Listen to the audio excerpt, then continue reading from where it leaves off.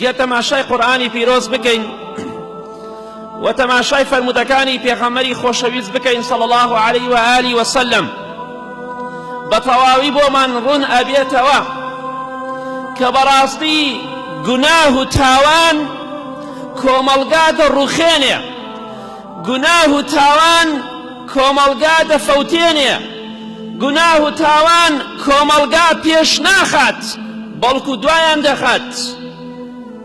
کۆمەڵگا بەهۆی تاوانەوە تووشی نەهامەتی و نەکبەتی ئەبێ، خەڵکی لە بەختەوەری و کامەرانی دەرئەکات. گوناه و تاوان تەنها تەئسیر لە ئینسانی خراپ ناکە، تەئسیراتی بۆ سەر ئینسانی باشیش هەیە. حتا پێغەمبەری خوا صلی الله عليه وسلم جارێکە نوێژی کرد، قورئانەکەی لێ تێکچوو لە پێش نوێژیە، کاتێکە سەلامی دایەوە پێغەمبەری خۆشەویست صلی الله عليه وسلم فەرمووی بەڕاستی هەندێک لە ئێوە بەهۆی ئەوەوە دەستنوێژەکانیان بەباشی ناگرن، وایان لە ئێمەش کرد کە نوێژەکەمان لێ تێک بچێ. کەواتە گوناه و تاوان تەئسیراتی بەسەر بەڕێزترین ئادەمیزادەوە هەبوو کە پێغەمبەری خوایە صلی الله عليه وسلم ئەبێ بەسەر ئێمەی تاوانبارەوە چۆر نەیبێت. یەکێک لەو تاوانانەی کە ئەمڕۆ دەمانەوێت باسی بکەین کە بۆتە مایەی دوودڵی و ناخۆشی لە ناو موسڵماناندا، خەڵکی پرسیار دەکا بۆچی باران بە پێی پێویست نابارێ؟ بۆچی خوای پەروەردگار ڕەحم و مێهرەبانی خۆی بە پێی پێویست نابارێنێ بەسەر ئێمەدا؟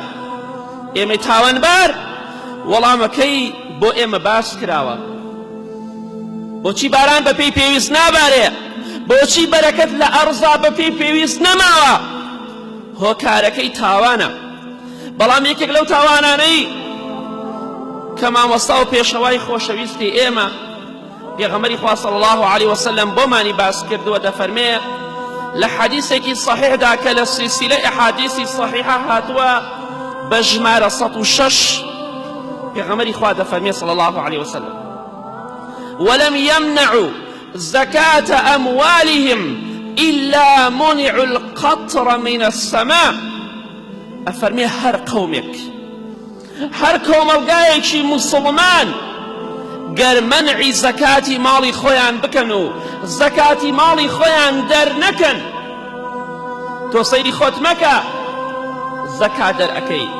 ئەوانەی خوای پەروەردگار ماڵ و سامانی غەزەبی بەسەریان ئاباراندووە زەکاتی ماڵ و سامانەکەیان دەرناکەن. دەوڵەمەندی بۆ هەموو کەسێ بەختەوەری نییە، بۆ هەندێک کەس نەکبەتیە بۆ دنیا و قیامەت. زەکاتی ماڵەکەی خۆی دەرناکە. لاتان غەریب نەبێ، هەر لەم شارەی خۆماندا موسڵمانی وا هەبووە نوێژەکە و دێ بۆ مزگەوت و توێتی دەفتەر زیاتر زەکاتم هەیە بەڵام دەستم تێ ناچێ دەری بکەم. خەڵک هەیە زەکات دەرناکە، نوێژی شەکات.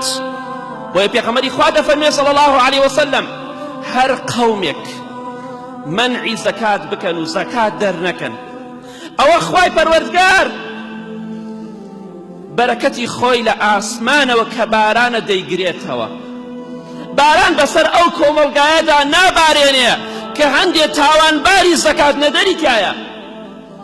وەلەولا البەهائم لەم یومتەڕوا، ئەگە تۆزێ بارانیش ببارێ، ئەوە پێغەمبەری خوا دەفەرمێ صلی الله عليه وسلم گەر لەبەر ئاژەڵەکان نەبێ، لەبەر گیان لەبەران نەبێ کە تاوانیان نییە، ئەوە خوای پەروەردگار یەک قەترەیە، یەک تکێ باران نابارێنە بەسەر کۆمەڵگایەکدا کە زەکاتی ماڵی سامانی خۆیان دەرناکەن. کەواتە هۆکاری سەرەکی، یەکێ لە هۆکارە سەرەکیەکان لەم ڕۆژەدا کە بۆتە هۆی نەکبەتی و نەهامەتی و نەخۆشی و دەرد باران نەبارینە، بەڵام هۆکارەکەیشی دیارە لای ئێمە کە چییە؟ پێغەمبەری خوا صلی الله عليه وسلم باسی کردووە زەکات نەدان منعی بارانەکە. خوای پەروەردگار زۆر بەڕەحمە، زۆر میهرەبانە. ئەگەر سەیری کردەوەکانی خۆمان بکەین ئەو کاتە ئەزانین ئێمە شایستەی چین. جا بۆیە بە پێویستم زانی بچینە خزمەت بەسەرهاتێک کە ئیمامی